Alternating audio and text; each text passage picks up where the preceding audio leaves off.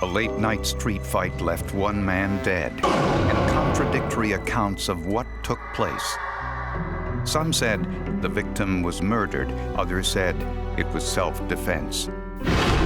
It took a member of the Wrestling Hall of Fame, a blood spatter expert and forensic animation to reveal how a world-class athlete lost one of the most important fights of his life.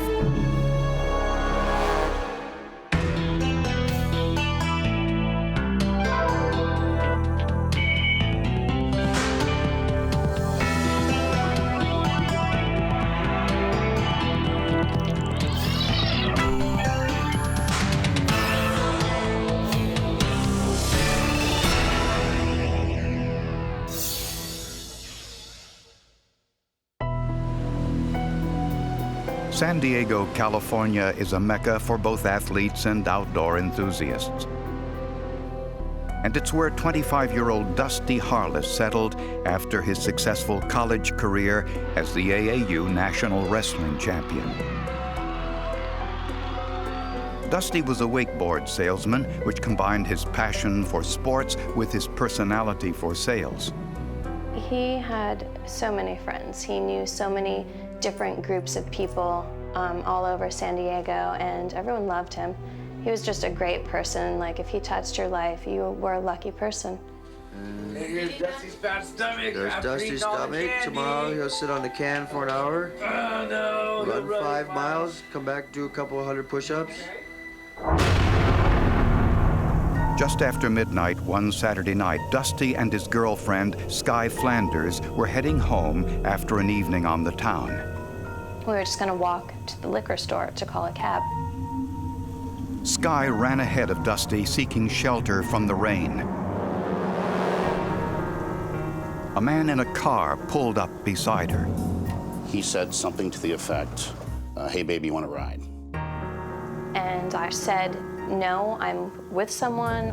Like, obviously I don't need a ride because I'm not alone. He hadn't seen Dusty right away. Dusty walked over to investigate. He made a statement to the effect of, hey, that's my girlfriend, you know, what's going on here? Dusty went around to the driver's side. Words were exchanged. There was an altercation.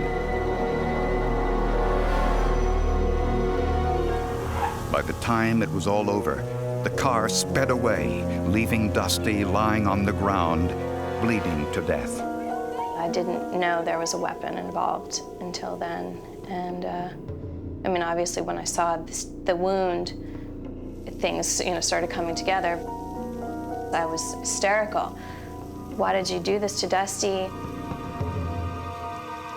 When paramedics arrived, Dusty had bled to death. I just was in total disbelief. I didn't want to hear what he was telling me. I didn't want to believe it. I didn't want to hear it. I was like, you're lying to me.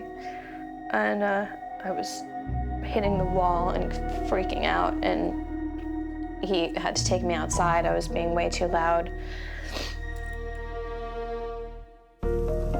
Sky was able to provide the assailant's license plate number, 2UCA167. The car was registered to Barbara Gensler. She told police her son David was using the car, but she didn't know where he was. 25-year-old David Gensler was a finance student at San Diego State University. He matched the general description Sky had given to police, about 6 feet tall, thin, with glasses. 3 days later, Gensler turned himself in. Obviously he knew he stabbed someone, but didn't know the extent of that wound. When he learned that this person had died, that's when he contacted an attorney. Gensler refused to tell police where the car was, and he also refused to give them the clothes he wore that night and the knife. What his story is, I don't know. He's never given us a statement. Gensler looked very studious. He had the little glasses and was a tall, lanky guy that he didn't look like someone you would expect to get into a street brawl, much less kill someone. But several eyewitnesses disagreed.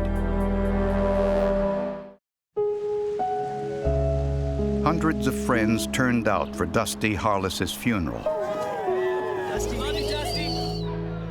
He was a former wrestling champion and a world-class wakeboarder.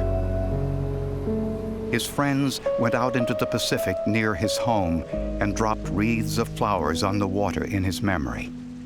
He knew so many people in San Diego, different groups of people in different areas, and he had a lot of friends, like a lot of people loved him. If you knew Dusty, you were touched and you were lucky. The autopsy revealed the cause of Dusty's death was a single stab wound to his aorta, the largest artery in the body. Just one stab wound, and it went in 4 inches into the body and sliced the aorta. Dusty's girlfriend, Sky Flanders, didn't see everything that happened, but she was certain David Gensler was a killer. He looked kind of crazed. He looked like a wild animal, really. He had like a crazy look in his eyes and got in his car and left. So, yeah, he didn't say anything. Eventually, an eyewitness came forward. His name was Scott Davis. He said he was driving by and saw two men fighting and stopped to try to break it up. Scott Davis was a first-class petty officer with the Navy who was moonlighting as a bouncer at a local bar. And he drove up just as this was beginning. And what he said is as he drove up, he saw this beginning of a confrontation, and he saw the defendant take a hard swing and hit Dusty on the left side of his head. And that Dusty went down on his back, that the defendant jumped on top of him, straddled him, pulled out a knife with his right hand, and stabbed him once in the chest. Davis said he fled the scene because Gensler had threatened him too. But David Gensler's version of events was significantly different. He said Dusty Harless instigated the fight by pulling him out of his car and wrestled him face down to the ground. He also said that Scott Davis, the so-called witness, was in fact an active participant. Gensler insisted Davis kicked him repeatedly while Dusty had him pinned down, but he managed to get a knife out of his pocket to defend himself. He's thinking he's getting his ass kicked and he's in fear of his life, and he just blindly reaches back and stabs him. Is it likely or unlikely? I really can't say. And that is what made the one stab wound into pretty much the center of the chest of Dusty. A week after Dusty's death, police found Gensler's car parked in a neighborhood on the other side of the city. We were able to get DNA from the steering wheel, from the gear shift, from the turn signal, and that DNA, that blood, came back and matched that of the victim, Dusty Harless. This tied Gensler to the killing. A short time later, after hearing about the incident in the media, one of Gensler's friends turned over a knife which she said belonged to Gensler. It was consistent with the size of the wound. It was basically a 4-inch single-bladed knife, and it was consistent with the depth of the wound and other dimensions of the wound. And the friend also turned over a bloody shirt. Tests revealed the blood on the shirt was that of the victim, Dusty Harless. The blood was on the front of the shirt, inconsistent with Gensler's version of the incident. Had Gensler been underneath Dusty on his stomach when he stabbed him, Dusty's blood would have been on the back of Gensler's shirt, not the front.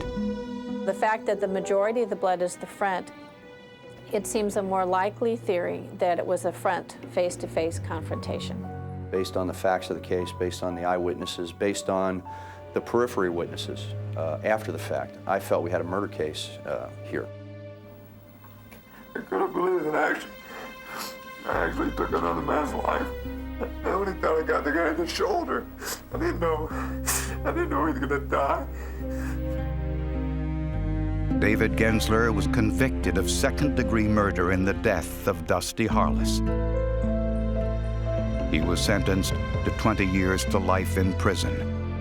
which in California means life. And people don't get parole when they have indeterminate sentences like that.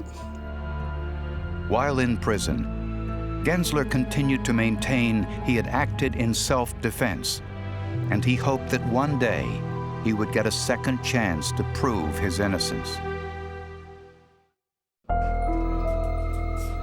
David Gensler couldn't understand how a jury concluded he beat a national wrestling champion, then stabbed him in the chest without provocation. Gensler appealed his conviction, arguing he was denied his choice of counsel. The defendant's initial attorney, Jerry Blank, was ruled not to be able to represent him because of some technical issues. The Court of Appeals said that that denied Mr. Gensler his right to the counsel of his choice and reversed it on that ground. In preparing for the second trial, Gensler's new defense team found something in Dusty Harless's background that made Gensler's claim of self-defense more believable. Numerous witnesses came forward to say Dusty Harless had a reputation for starting fights. They brought some people in that said my son was a street brawler. I don't know how they found him, but they did find some people that weren't really a Dusty fan. In addition, toxicology tests showed Dusty was legally intoxicated at the time of his death with a .12 blood alcohol level. There were also traces of marijuana in his system. And the defense team discovered that Sky Flanders originally gave police a completely different version of events from what she testified to at trial. So you said at one point Dusty had him on the ground? Yeah, and I think that's when he stabbed him. Dusty let him up. Sky Flanders is interesting. She told police a few hours later that she saw Dusty in some kind of a wrestling hold, holding Gensler and throwing him. But then she didn't see a lot else until she saw him bleeding. Later, she changed that story on the stand in the first trial and testified that it was Gensler who was the complete aggressor coming out after him. Sky also admitted that Dusty instigated more than his share of fights. Sky Flanders did admit that she had committed perjury, that she had in fact seen Dusty Harless in one brawl that she had witnessed after she had been insulted in a bar. He'd taken the guy out and beaten him bad down in the alley. And that she had heard about several other fights where he was always pretty much the winner, and he was a good fighter, apparently. It was now coming out that I had not been completely truthful in my original testimonies. And the reason I had said that is because I didn't want to feed the defense any information that they would use against Dusty in the case. From the beginning, David Gensler described in specific detail how Dusty held him to the ground. To see if this was possible, the defense consulted Ned Blass, a two-time National Collegiate Wrestling Champion and member of the Wrestling Hall of Fame. Blass said that Gensler's description was consistent with the classic technique every wrestler is taught. And I'm taking the position of Mr. Gensler, Mr. Harless over here, and I'm probably not wanting to fight. As I back up, he would attack my arm, turn me up. I'm gonna go to my face because I don't want to land on the back of my head. He drives my head down and keeps me positioned. I can't get up. He pulls my head back. I realize I have a knife in my belt. I'm taking the knife out. Plenty of room to take it loose and stab wherever I can stab. Prosecutors scoffed at this notion, as did Dusty's family. David Gensler would have us believe that he was laying face down on the ground and Dusty was sitting on his back, and that David Gensler actually stabbed Dusty like this up over the back of his head and stabbed him in the chest while he was sitting on his back. I mean, there's just so many things that don't wash here. But if Gensler was telling the truth, why was the blood all over the front of his shirt and not the back?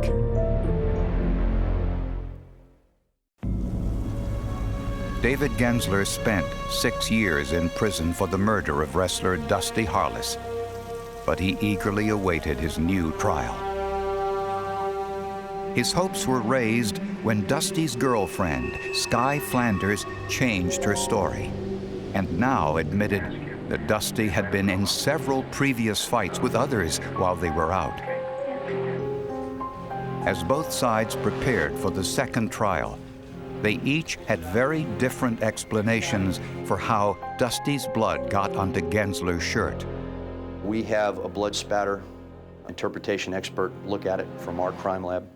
The defense hires a blood spatter interpretation expert to look at it from their end. And not surprising at all, their opinions are diametrically opposed. The shirt had a large stain on the right front shoulder. Since Dusty's aorta had been severed, both defense and prosecution experts agreed the blood would have been spurting from the wound in the same cadence as his heartbeat. You now have a victim that is bleeding and spurting with the maximum blood output that could be under stress. 20 to 30 liters of blood per minute are going to be coming out of this wound, either in the body or spurting out of the body. This meant that the blood flow wasn't continuous. With an aortic wound, blood doesn't generally spill out. It spurts out or sprays out because of the pressure under the aorta. Defense experts believe this would have given Gensler enough time to rotate his torso to face Dusty as the blood spurted from the wound. But Gensler's attorney had to find some way to show the jury how this could have happened. And for that, he turned to the new field of forensic animation. Forensic animation has a specific application within the court system, and those animations have to be conformed to the rules of the court and what are expected in terms of rules of evidence. There's a videotape made with David Gensler, and I think it was the attorney who played the role of Dusty Harless. And we videotaped that from an angle that we were going to do the animation from, so I could use as reference to create the animation and create the poses to get as accurate as possible. The computer takes several of these key frames and then calculates the most likely way the bodies would move from one key position to another. It's called pose-to-pose animation, which was developed in the 30s by Disney, where they would make a pose and then you draw the next major pose and then you fill in between later. A layer called a texture map was then created to show the movement of the blood to Gensler's shirt. We wanted the eye to focus on this almost in a clinical frame of mind rather than an emotional frame of mind. A frame-by-frame sequence was created corroborating Gensler's story by showing how the blood got on his shirt. In August of 2000, 6 years after Dusty Harless's death, David Gensler went on trial a second time for murder. The defense presented a much different account of the incident than the prosecution did. The defense said Gensler innocently offered Sky Flanders a ride because he thought she was alone. And the toxicology reports prove Dusty Harless was intoxicated. Gensler said Dusty pulled him out of the car and in short order pinned him to the ground. And that the witness, Scott Davis, helped Dusty by kicking Gensler while he was pinned. Gensler says the fight was 2 against 1, and that he pulled the knife from his pocket, stabbed blindly behind him, and quickly turned around so that the blood hit the front of his shirt. Scott Davis admitted leaving the scene of the incident, but strongly denies attacking Gensler.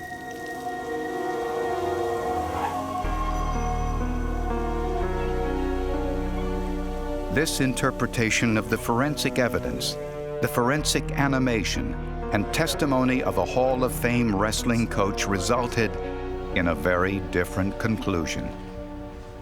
David Gensler was found guilty of the much lesser charge of involuntary manslaughter. His sentence was reduced to time served, and he was released from prison. His life could have been ruined. Now he's a free man. I don't know what he's doing now, but I understand he wanted to become a lawyer. The case shows the limits of what answers science can provide. Questions about exactly what happened the night of Dusty Harless's death remain. Most likely, the main reason why there was more forensic evidence in the second trial is because there was literally years in between to prepare and to really go through everything with a fine-tooth comb and to present all evidence that you possibly could. I've learned that in a fight, in a physical fight, things don't go always according to plan. The guy who's supposed to win the fight ends up losing. Anything can happen, and I think that's what happened in this case. Exactly what happened, I don't think anybody will really know, except possibly the defendant.